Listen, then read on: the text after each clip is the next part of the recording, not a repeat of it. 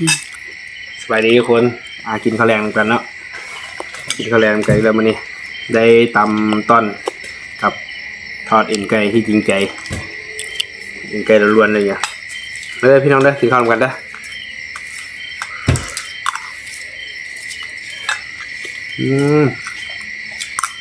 กินจะตำสมือเลย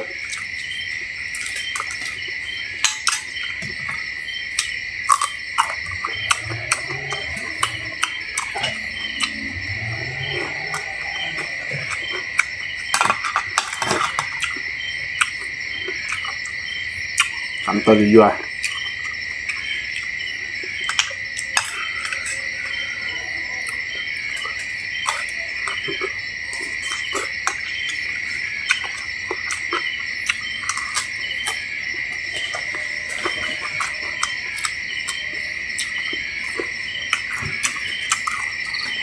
เอ็นไก่จริงใจดูใส่แป้งหลายแล้ว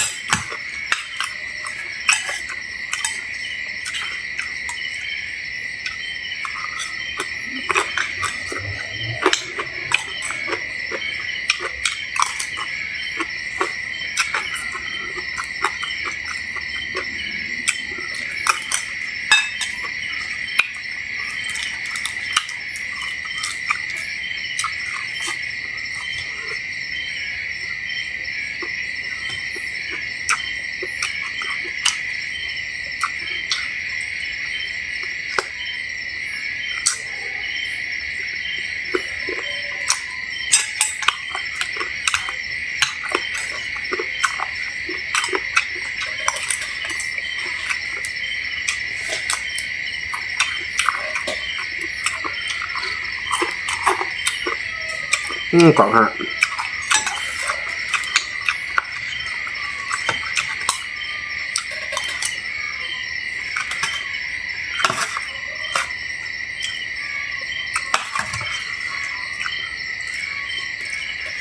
นี่ไง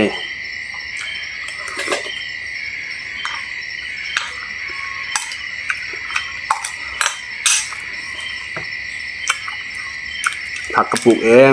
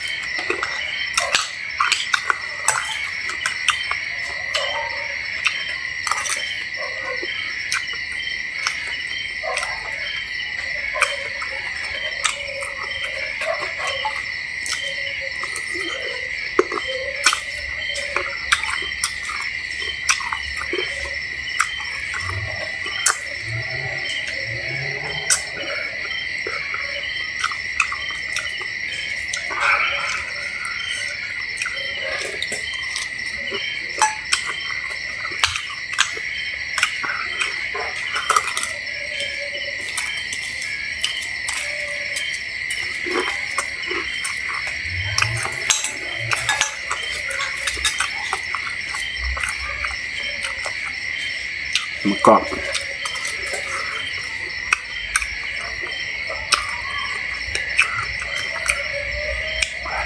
กรอบอีกด้วย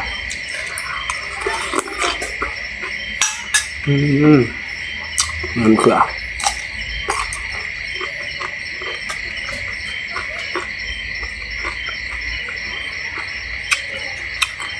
เป็นมือยากระแทกจับเลย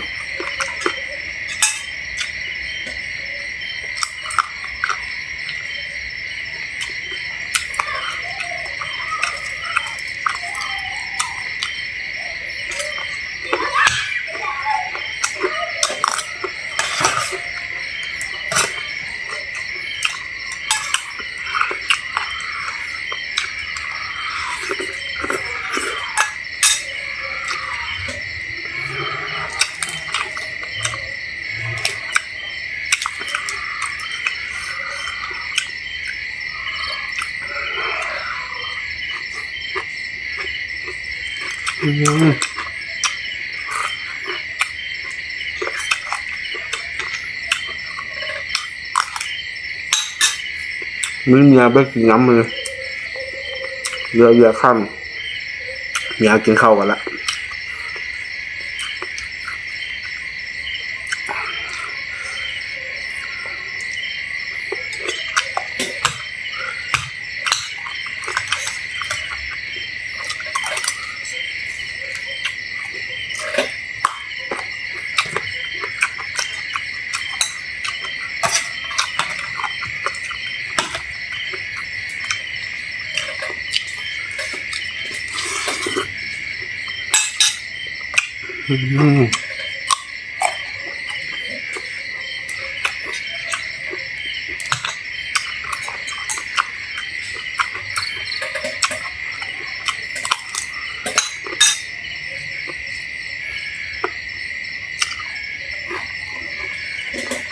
ขอโทษที่ถ่ายไม่เห็นคลิปในตอนดึกเนาะ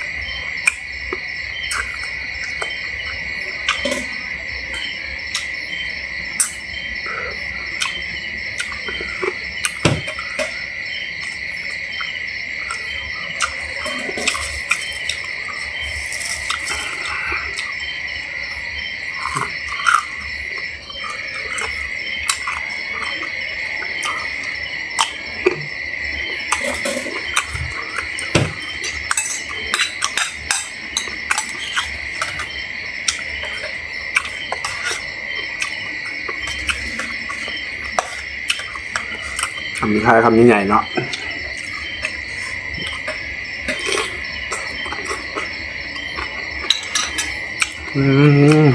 ชอบครับ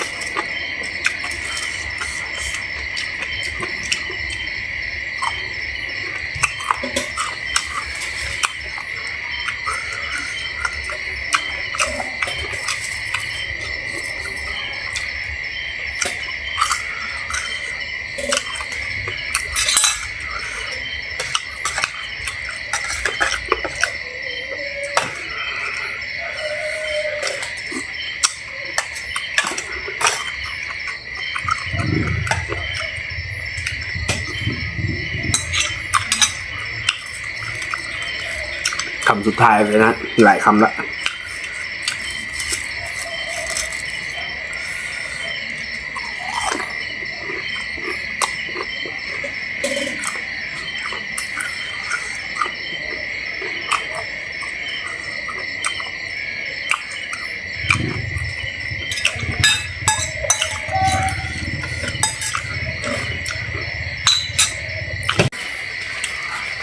เบิดแล้วนะทุกคนเนาะ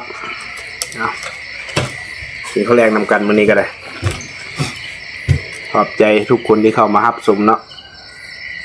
ก็อย่าลืมกดไลค์กดแชร์กดติดตามเราเนาะเพื่อเป็นกำลังใจเฮ็ดคลิปต่อไปบาย